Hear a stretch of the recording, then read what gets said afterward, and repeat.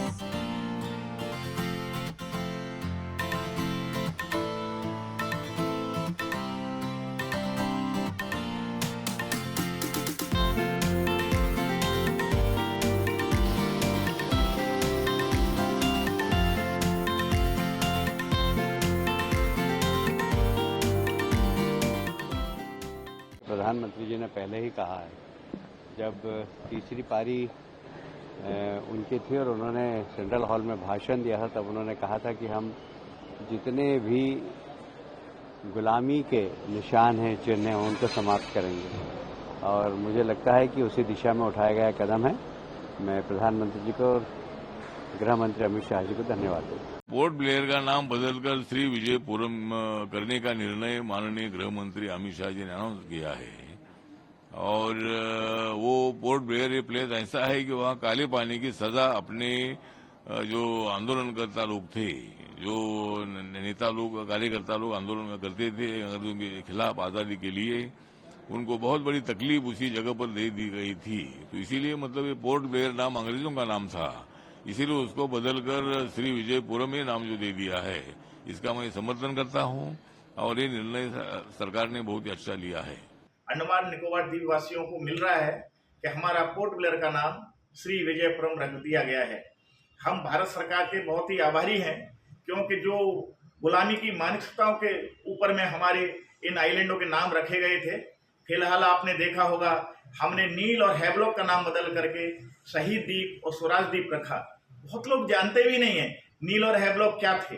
नील और हैवलॉक दोनों ने मिलकर के हमारी रानी लक्ष्मीबाई का वध किया था, और उनके नाम पर आजादी के बाद आज तक भी उनके नाम पर ये नील और हैवलॉक आइलैंड का नाम चल रहा था। उसको देश के प्रधानमंत्री ने हमारे शहीदों के नाम का एक प्रेरणा लेते हुए उनका एक का स्वराज द्वीप, दूसरे का शहीद द्वीप रखा।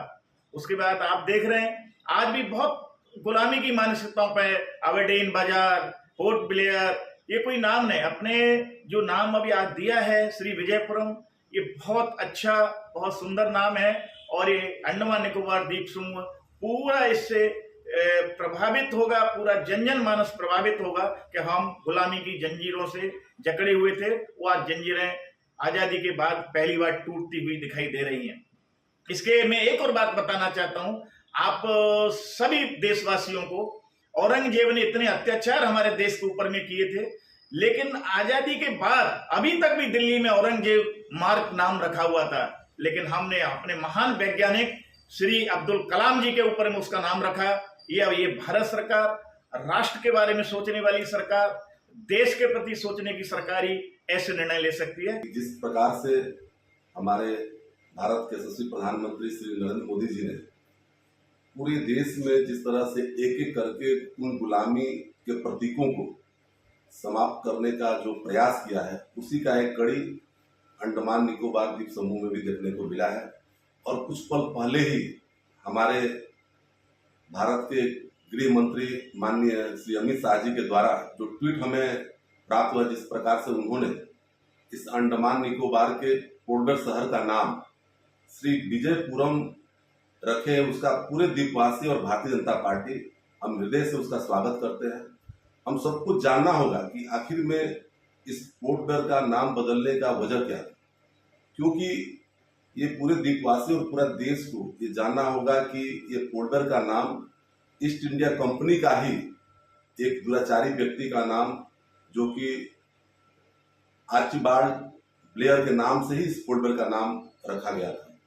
तो हमें जो है आज श्री विजयपुरम का जो नाम दिया गया है, वाकई में ये विजयपुरम भी हमें समझना होगा, क्योंकि ये अंडमान निकोबार ही है जो भारत को स्वतंत्रता का शुरुआत, जो विजय गाथा जो शंखनाद हुआ था, ये अंडमान की ही धरती से शुरुआत हुई थी।